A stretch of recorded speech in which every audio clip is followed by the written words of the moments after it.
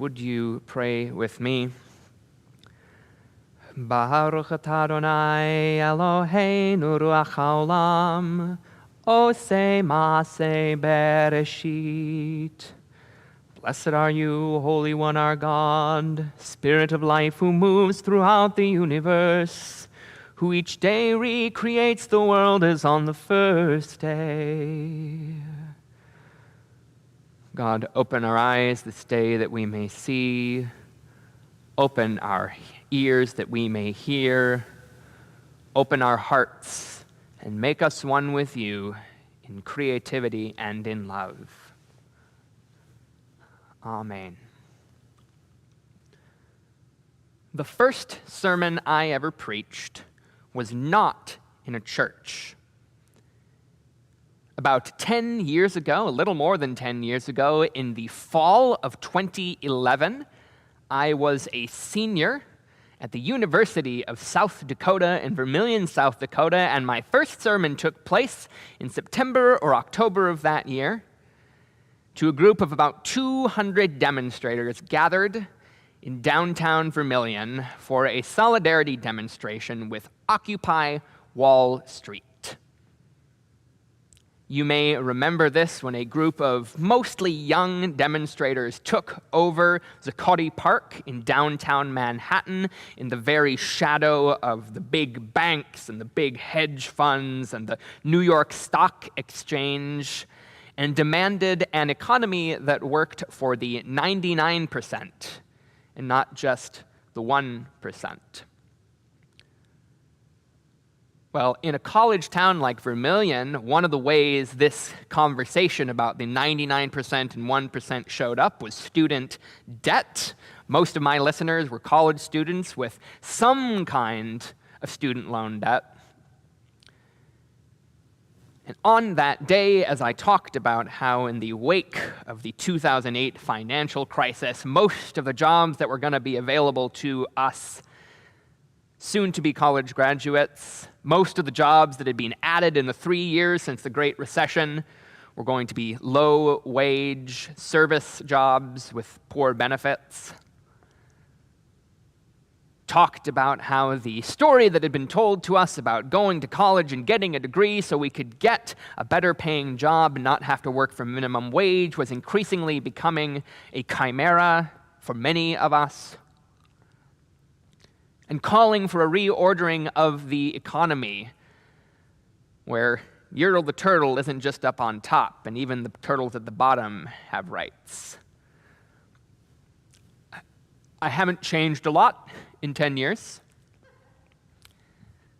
And it was actually the experience of being involved in this activism that helped push me into the local congregation of the United Church of Christ, where I found a faith community where questions were more important than answers, where belonging was more important than what you believed, and where Tom, the social justice warrior, could coexist fairly comfortably with Tom, the spiritual seeker.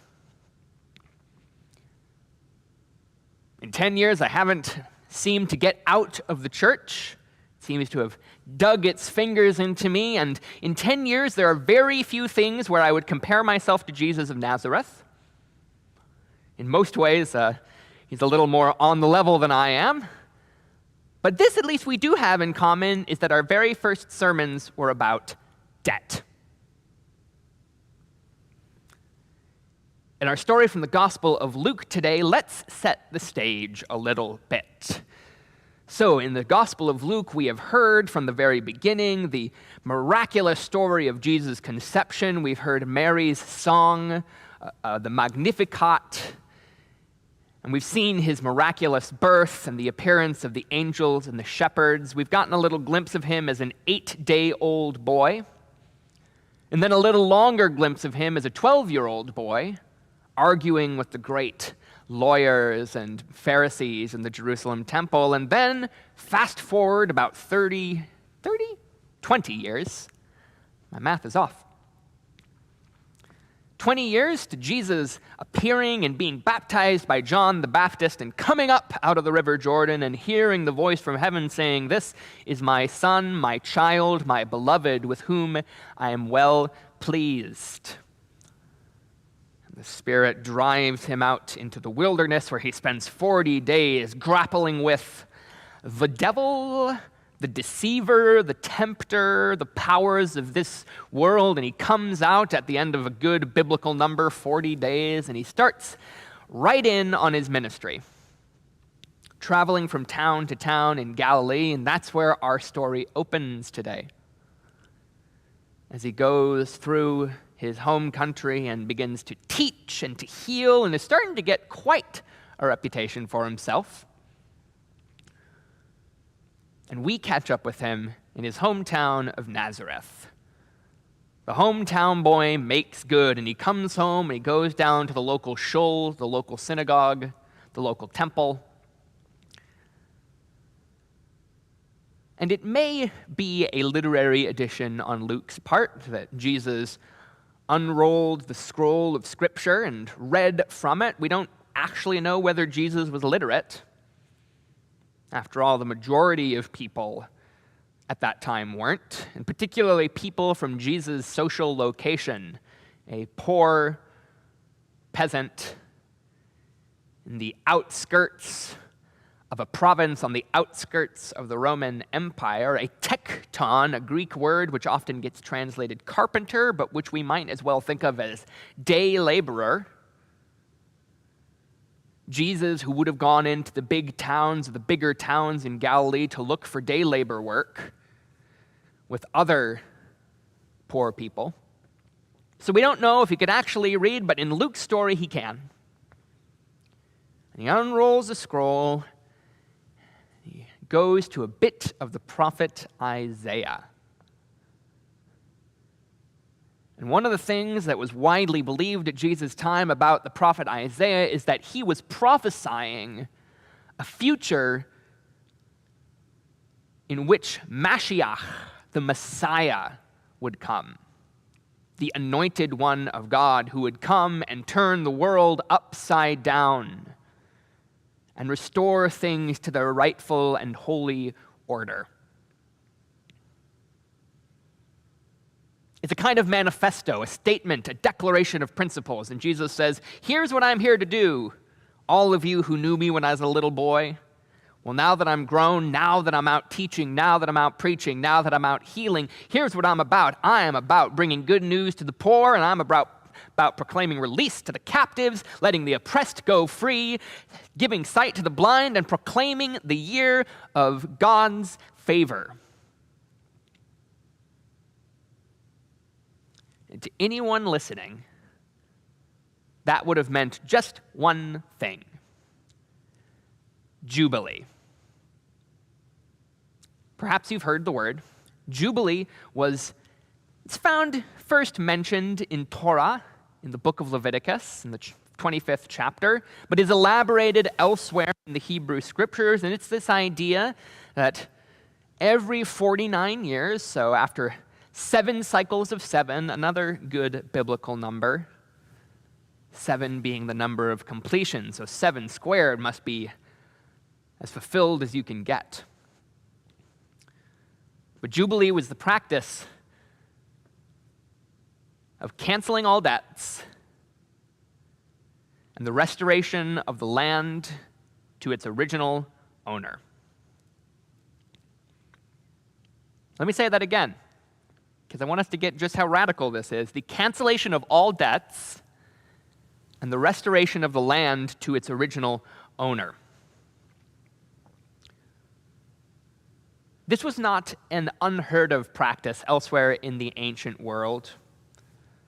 Other nation-states or city-states or societies in the ancient Mediterranean and Near East practiced some version of Jubilee, or we have some evidence at least that it was part of their cultural narrative.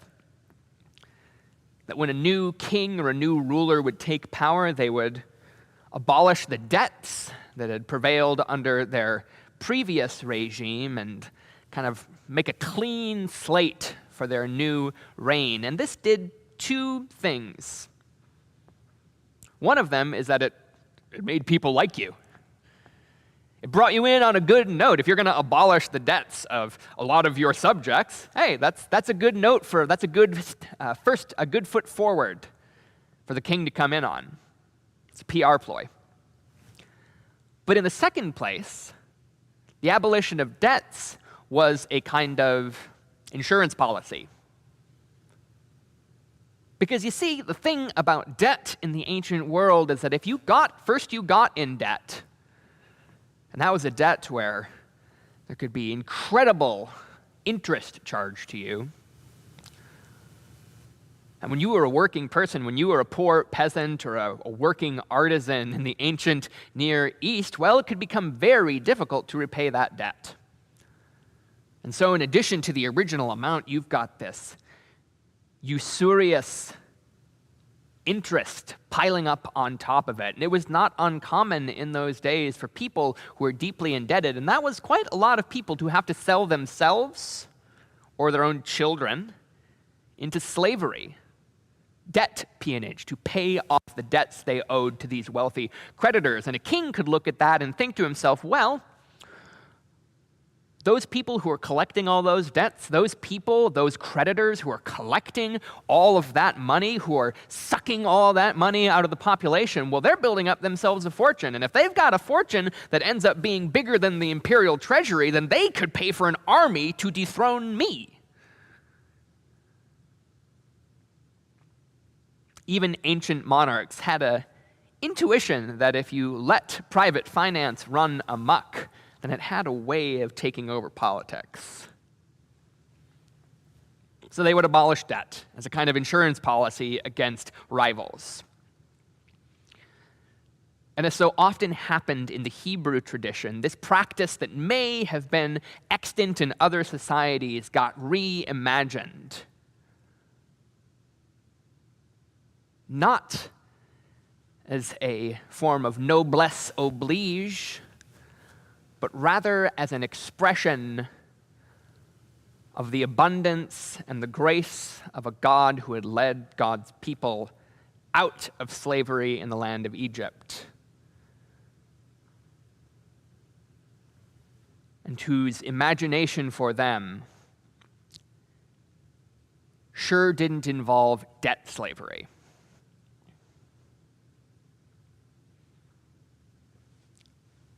And this is what Jesus comes to preach. To preach to other poor people like him. Nazareth was a predominantly poor town. Farmers, shepherds, day laborers like Jesus himself. And he comes to them and says, all right, the day of God's favor, the day of the Holy One's favor, the Jubilee is here, my friends. Things are about to get turned upside down. And here's the other part of Jubilee. It's not just the cancellation of debts, but the return of land to its original owner. And for everyone listening, they would have known exactly what that meant. Because as Psalm 24 says, the earth is God's and all that is in it.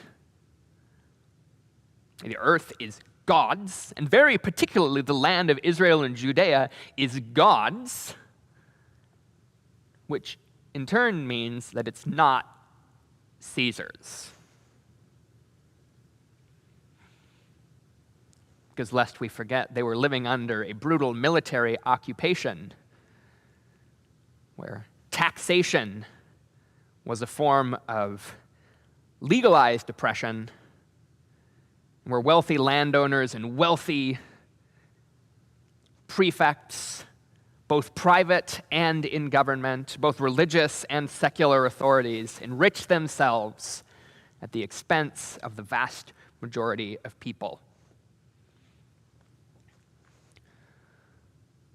So when Jesus comes to preach Jubilee to that crowd, they hear liberation.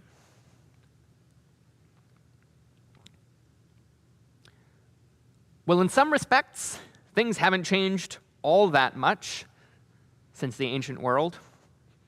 In so many ways, the ancient Mediterranean, the world in which Jesus and his contemporaries lived, is incommensurable It is difficult for us to get our brains and our thoughts and our ideas inside of what it must have been like to be a Galilean peasant in the first century of the Common Era. But this much hasn't really changed, is that there are some who enrich themselves at the expense of a lot of other people. And what might the declaration of Jubilee mean for us? If these words are today fulfilled in our hearing, what might that mean for us?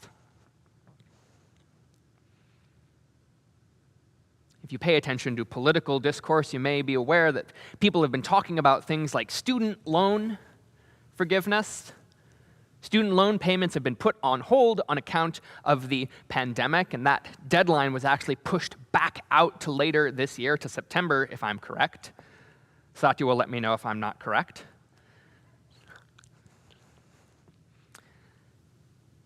And there have been conversations about, well, how much debt could reasonably be forgiven, and is it fair if people who have student debt now get it forgiven when so many people have had to pay it back over the years? Questions of what are the mechanics of that? And this comes about a week after a court handed down a decision that Navient, one of the major student loan servicers in the United States, had to abolish $1.5 billion. It might be more than that. It might be 1.8. I'm forgetting my numbers. More than $1 billion in student loan debt on account of predatory lending,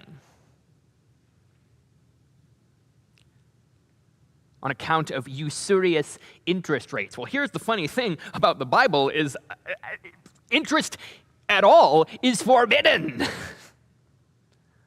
No interest. You shall not lend at interest. That's a word that Jesus said. That's a phrase that leaves Jesus' lips, and it's something that has a lot of support in the Hebrew Bible and in the Christian tradition. In fact, the introduction of lending at interest into Christian communities is something that's only really happened over the last several centuries. For a long time, it was strictly forbidden. Now, that didn't mean it didn't happen. Christians just pushed it off onto other groups. That's another sermon. So we have this conversation about student debt. Well, what Jubilee says is, why not all of it? Why not just wipe it out of existence? And the reply might come back, well, why? Why student loan debt? Only 45 million Americans carry student loan debt, although it is something on the order of $38,000 per person. That's an average. Some carry much, much more than that, especially if you want to go for a master's degree.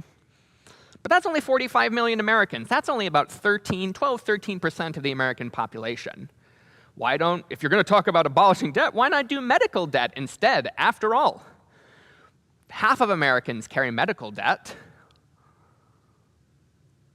And Jubilee says, why not both? Why not both? Because after all, one of the things you got to understand about debt of any kind, but particularly student loan debt and medical debt, is that it's predominantly poor people who have it, and predominantly poor people means predominantly people of color, and that often means predominantly women of color. I don't know if you know this, but black women are the most educated group in America per capita. They have the most degrees per capita of any sort of gender and racial group in America. And that because college in this country is financially inaccessible for so many, to abolish student debt, or for that matter, medical debt, would be a huge boon to communities of color, in addition to just the rest of us working stiffs. But if we're going there, well, why don't we go further? What about credit card debt? What about the national debt? What about third world debt? Where do you stop? And Jubilee says, you don't!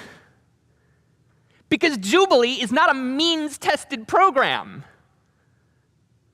Jubilee doesn't care about whether you deserve to have your debt abolished or not. Jubilee doesn't care about where you got it or how much you've now got going. Jubilee isn't about means testing who deserves grace. Jubilee is a universal program.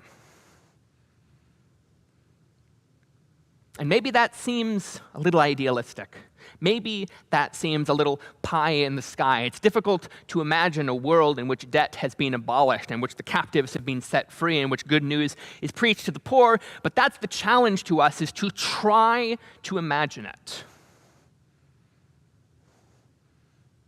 To allow God's imagination of the world as it could be to become the animating force in our lives as a community, in our lives as individuals, in our lives as a country, in our lives as a planetary community, the human family and the more than human family. To imagine a world in which human need and flourishing, and in fact more than just human need and flourishing, but the need and flourishing of all creation is placed at the center of our economics, and not the capture of vast sums of wealth by the few at the expense of the many. Think of what people might do. Even in a limited world where it's not just total debt abolition, but the abolition of some of it. Think about what people might do, the careers they might pursue, the inventions they might make, the kinds of communities they might form, the art they would make. Think about a world in which people were freed from the crushing weight of debt, of interest. Think about a world where it's not just 99% and 1%, but all people share in the fruits of creation. Think about that kind of world, because that's the kind of world that Jesus wants us to envision. And maybe we'll never get there in this lifetime. Maybe that is beyond human capacity to achieve. Maybe that's for God to take care of. But we're invited to imagine it, and to imagine how this community might incarnate a little bit of that, how we might incarnate that grace in our relations with one another, in our deployment of our resources, in the stewardship of our beautiful building, in the programs and the ministries we undertake. That's the vision that God invites us to share in. A vision of a world truly set free, truly liberated. The vision of the world as God knows it can be. May we accept that invitation. May we enter that vision. And may we move toward it with all that we are and all that we have. Amen.